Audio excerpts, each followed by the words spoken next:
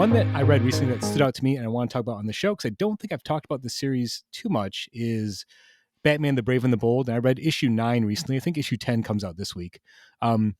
This is a really great series. I was actually kind of surprised how much I enjoyed sitting on a bunch of issues of these and reading them all as a bunch. It's an anthology series. So every time you get an issue, you get like 4 or 5 chapters, and each one's a different story that's being told.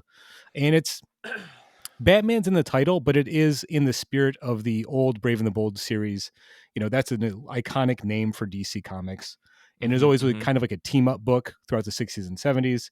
And this is a twist on that, where you get a Batman story, you know, actually 2 Batman stories, and then it could be any other random characters will get a story. And like, for some reason, the past couple issues, it's been the right mix of characters for me. I just really enjoyed every story being told. So issue 9, this was just interesting too, because it kind of features all concluding episodes or chapters of the stories being told. So it's kind of like a nice final point, and then I'm sure issue 10 will like pick up with brand new stories. Nice. The Batman story in here is called The Winning Card. This is the final chapter, part 4, and it's by Tom King and Mitch Gerrard, so you know it looks lovely, obviously. And it's them doing a retelling of the very first Joker story from Batman #1 way back in 1940, whatever. So it's kind of cool to see that modern twist on it. It's a great conclusion to the story. Batman actually tells a joke, which I think is hilarious in it, and it's a joke that is kind of bad, and like the Joker laughs at it, but everyone else is like, that's like not even funny. So the joke is he takes the Batmobile to like a garage to get fixed up, and he's like, I think it's the battery, and he's like, the mechanic stands around with a dumb fit look on his face. He's like, all right, you got me. I don't know what a Turi is. Bat Turi. So anyway. Boo, this Batman. Boo. So anyway, sorry, spoilers for that hilarious joke in this story. But it's funny. So like, obviously it's a Batman story, so I love that. The other stories in here I really enjoyed. One is a Wild Dog story, and again, if you're gonna do a deep cut DC character, Wild Dog is like the bottom of the barrel, but I love it because of that. So if you're not familiar with Wild Dog, just do the Google search, look at it. It's basically if the Punisher was created by DC Comics in the mid 80s, and that's literally what Wild Dog is. This is written by Kyle Starks with art by Fernando Pescerin.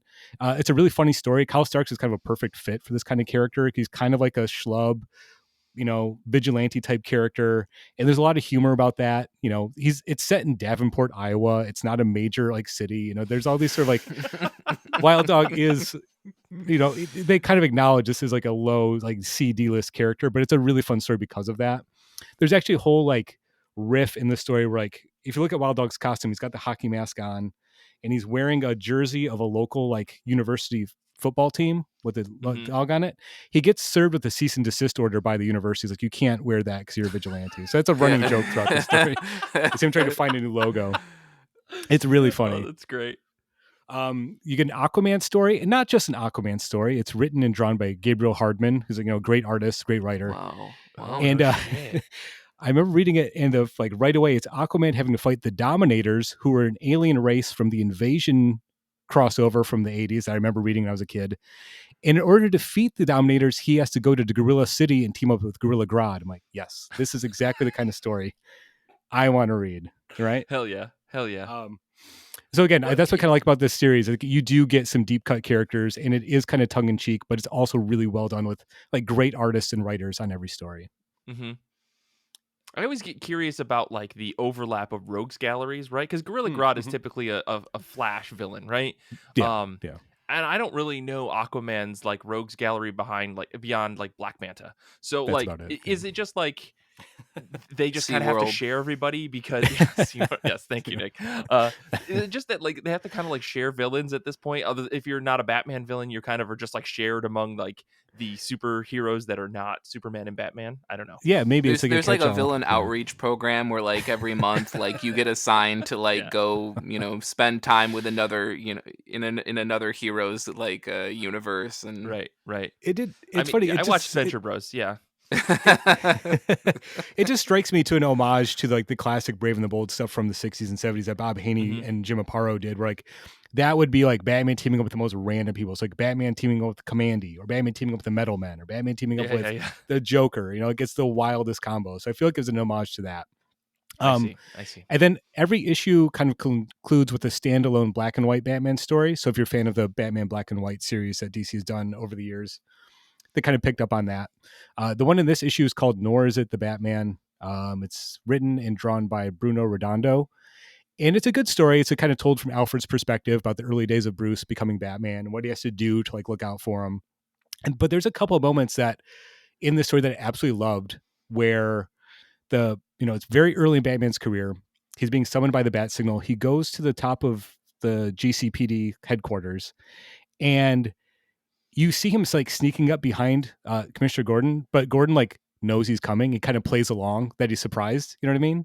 And the same thing happens when he leaves. Like the way it's drawn, it's like Batman sneaking down the side of the building, and Commissioner Gordon can see where the rope is tied on the rope. So it's like clearly he's climbing, but I'll pretend that he just vanished. I didn't. Yeah. He's stealthy. Like little details like that was like I thought was a really funny twist on the scene that you've seen in every Batman story. So it was really fun. I think this is a great series. Like I said, if you want sort of like a variety of stuff, it's cool to see one of the big two kind of commit to an anthology type series. So yeah, I'm excited to see the new stories in issue 10, but issue 9 was fantastic, I thought, across the board. Nice. Yeah, like you said, it's good to see that there's like an anthology series like this out there. I think like what was it, Harley Quinn, Black, White, and Red that they did was also kind of in that same vein. I really like that just because you got to see a million people trying different Harley Quinn stories, but it was issue by issue rather than multiple stories broken up, which I think there's like some benefits and drawbacks of both of those formats. But this sounds really cool.